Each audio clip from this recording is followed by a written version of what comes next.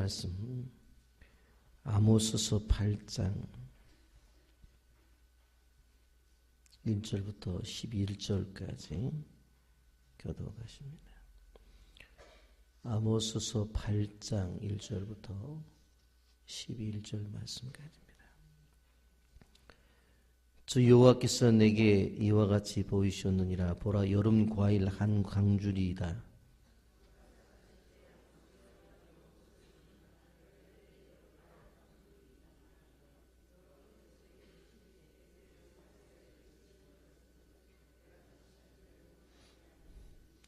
그날의 궁전의 노래가 애곡으로 변할 것이며 곳곳에 시체가 많아서 사람이 잠잠히 그 시체들을 내어버리리라. 주 여호와의 말씀이니라.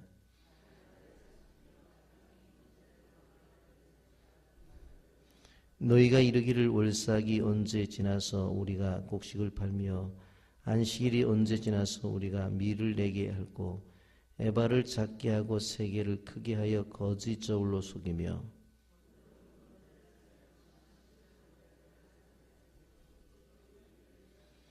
여호와께서 야곱의 영광을 두고 맹세하시되 내가 그들의 모든 행위를 절대로 잊지 아니하리라 하셨나니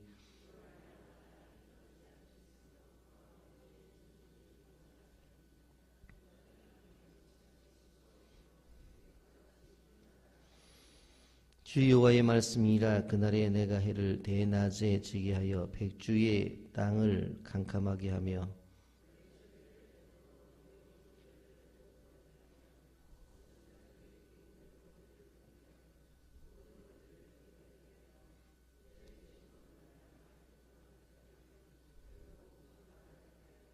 함께 봅니다. 주 여호와의 말씀이라. 보라, 날이 이를지니라. 내가 기근을 땅에 보내리니 양식이 없어 조림이 아니며 물이 없어 가람이 아니요 여호와의 말씀을 듣지 못한 기갈이라. 아멘. 이 새벽에 찬 공기를 내치고 주님의 전에 나온 여러분들을 축복하며 환영합니다.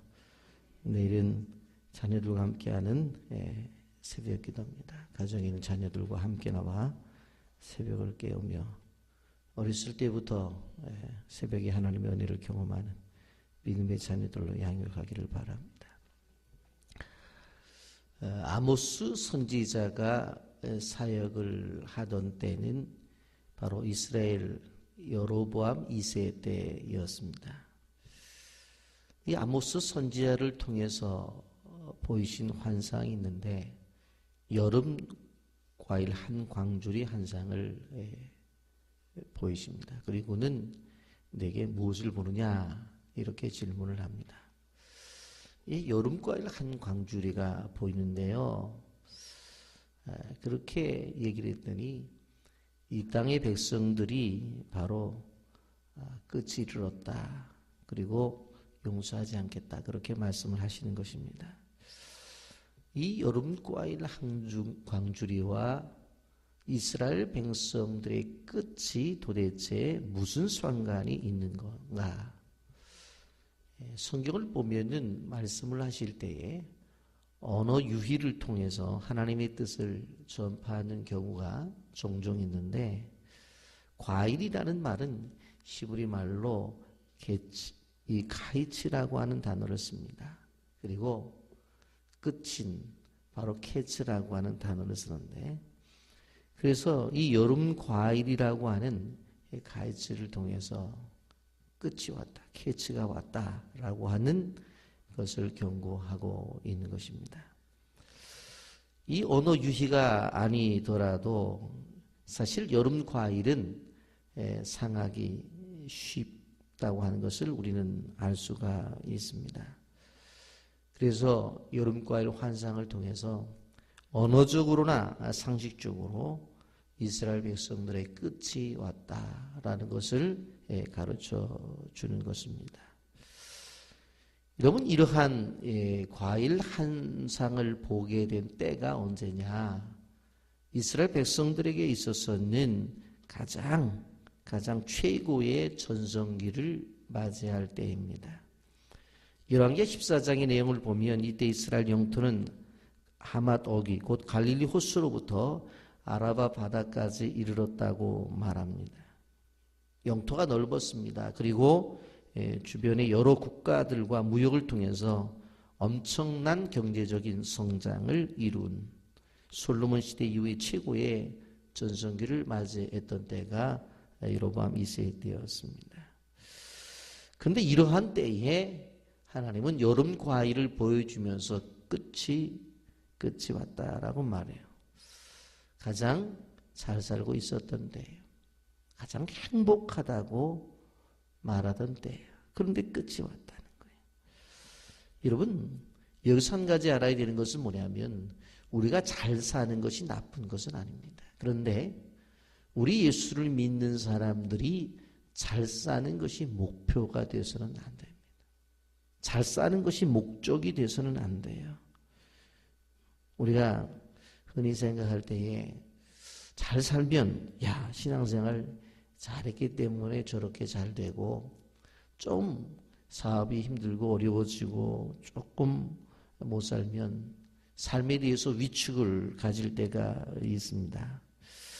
그러면서 아유 잘 살아야 되겠다 그런 생각을 가지게 되어지는데 잘못되면 풍요가 썩는 지름길이 되는 거예요. 그리고 이 풍요가 그 인생의 마지막이 될 수가 있다라고 하는 것입니다.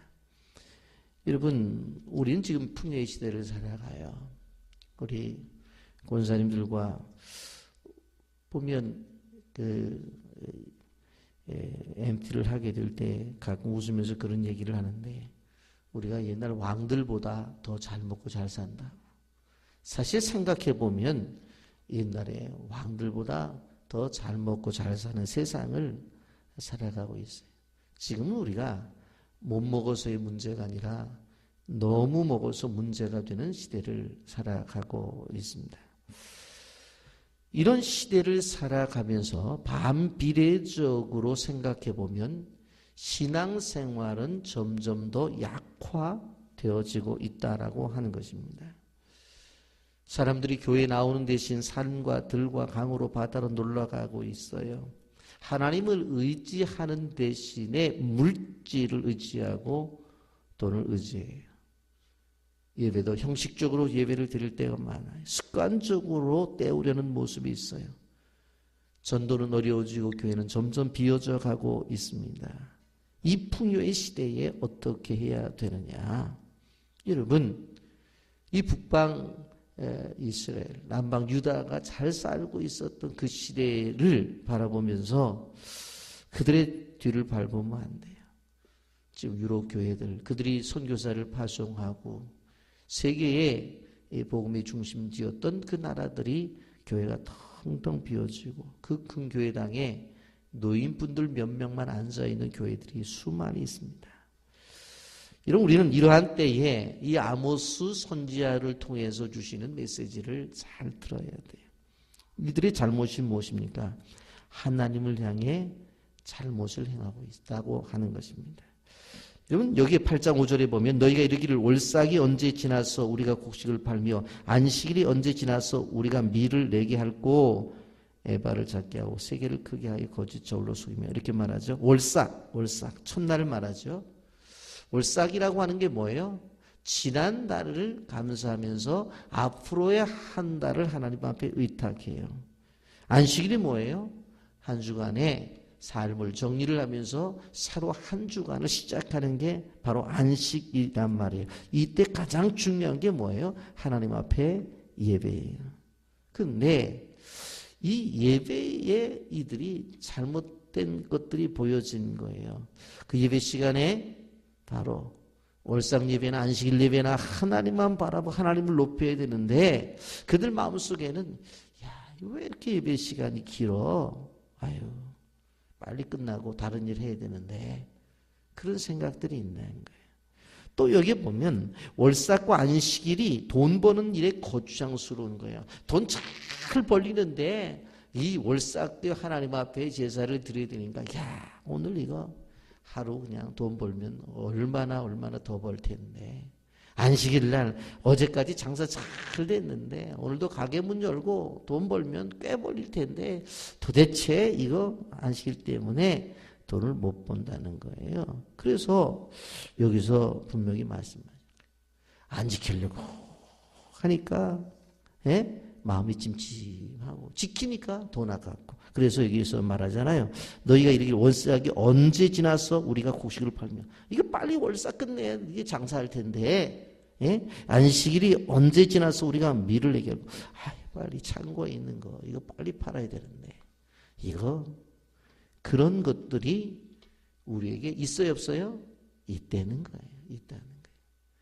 무슨 일이 있어도 여러분 제가 왜 이 말씀을 드리냐. 예배가 바로 우선되어져서 예배가 사는 건데 결국 우리는 이런 이유 저런 이유 때문에 월삭을 지키거나 그리고 주의를 지키는 일에 있어서 핑계가 많아요.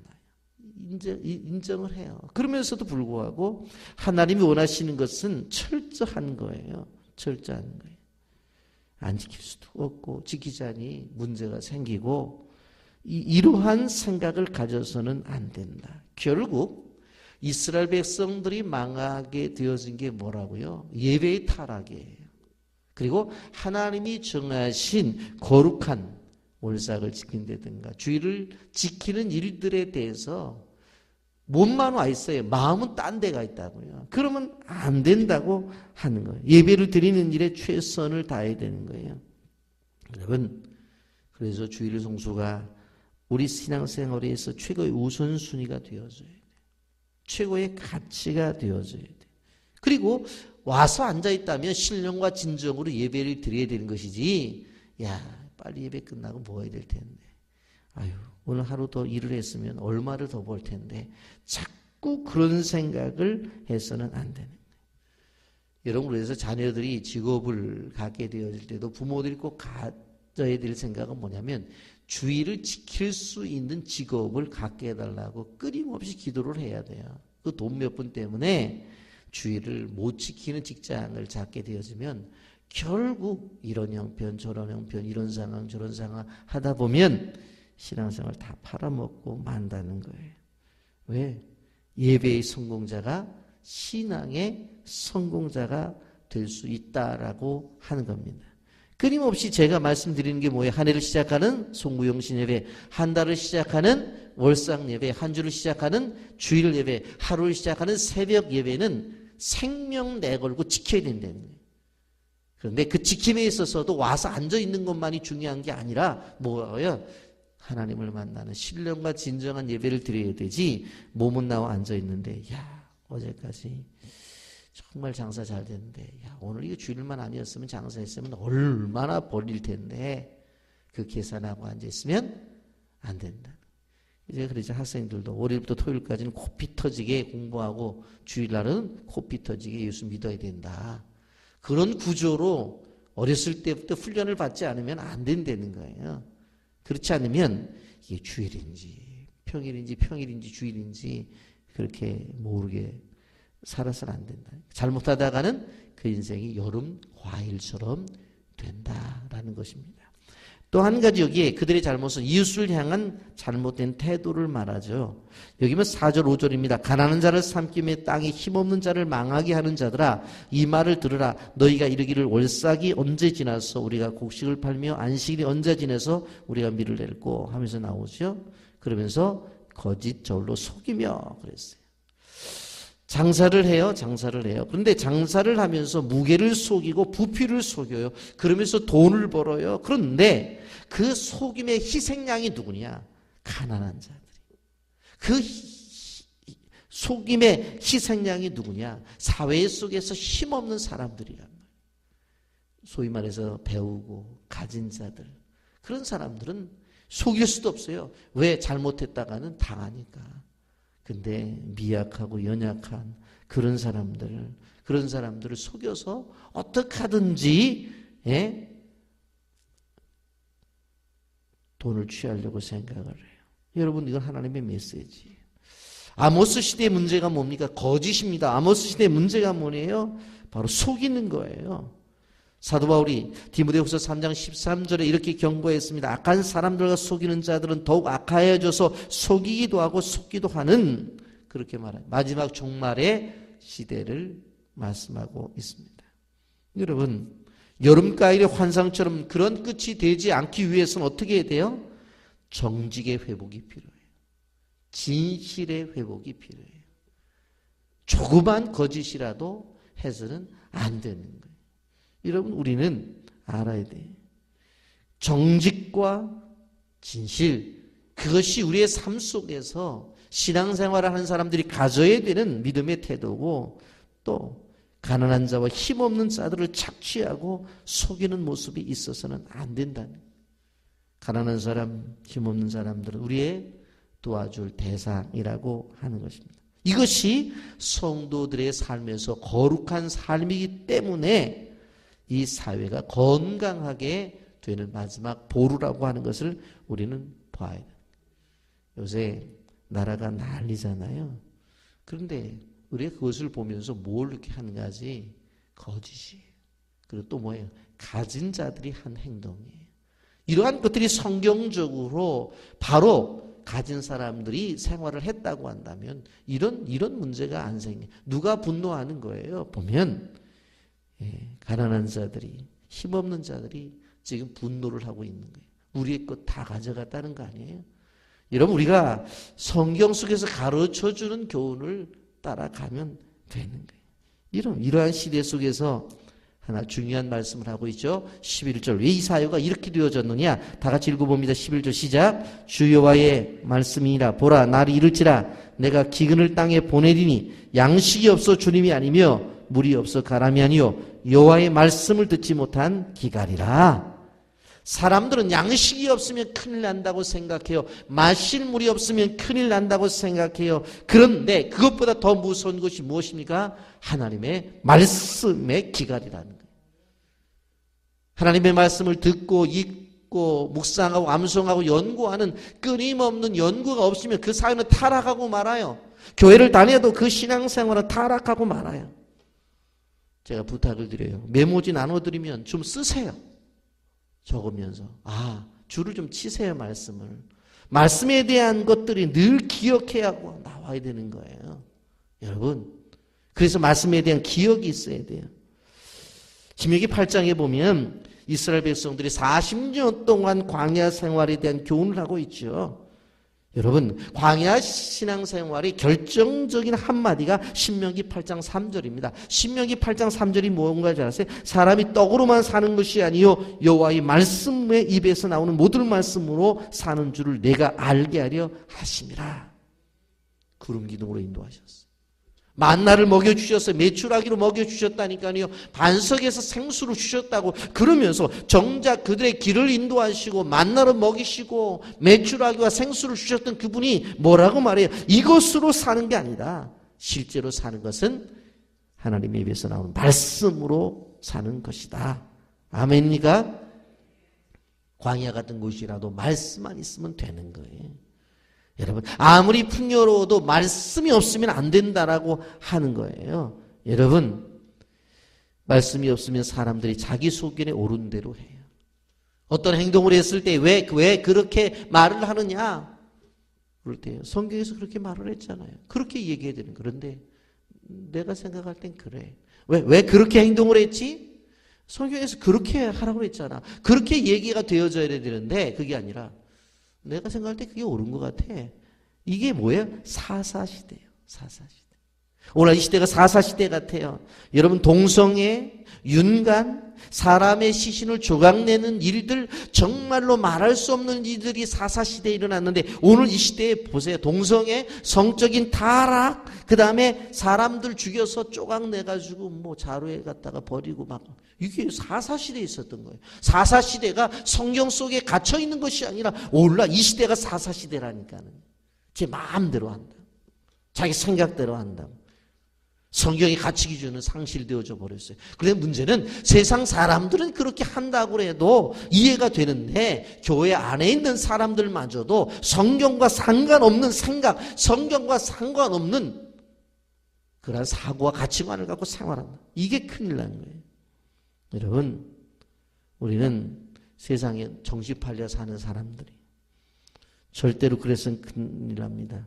하나님의 말씀은 생명의 말씀. 그러니까 하나님의 말씀대로 살 때 우리가 사는 거란 말이에요. 왜? 하나님의 말씀이 생명의 말씀이라고 말을 해요. 그 말씀대로 살아야지만 우리가 살아갈 수 있기 때문에 그런 거예요. 여러분, 하나님의 말씀에 귀를 기울여야 돼요. 다른 소리에 귀를 기울여서는 안 되는 거예요. 여러분, 오늘 여름과일 한 자를 위한 한 상은 뭘 가르쳐 주는 거예요? 풍요로운 삶이 최고의 가치가 아니란. 그런데 우리는 풍요로운 삶이 최고의 가치예요. 목표가 뭡니까? 집을 넓혀야 돼요. 목표가 뭐예요? 차를 사야 돼요. 목표가 뭐예요? 보다 많은 돈을 벌어야 돼요. 목표가 뭐예요? 통장에 돈이 있어야 돼요. 이런 것들이 그를 망하게 하는 거예요. 성경이 분명히 이야기해요. 여러분, 풍요는 뭐예요? 하나님의 영광을 위해서 사는 거예요. 그리고 더 나아가서 하나님의 나라를 세워나가는 법칙이에요. 여러분, 예레미야 35장에 보면 레갑 사람들의 이야기가 나오는데 이 무지하게 중요한 이야기를 하고 있습니다. 그들에게 바로 하나님께서 주신 크나큰 은혜가 있었어요. 그것이 뭐냐면 바로 이 요나답이 바로 세 가지를 명령해요. 그게 뭐냐면 포도주를 영원히 먹지 말아라. 집을 짓지 말아라. 파종도 하지 말고 포도연도 소지하지 말아라. 도대체 이게 사람 살 수 없는 거잖아요. 그런데 그렇게 명령을 해요. 여러분 생각해 보세요.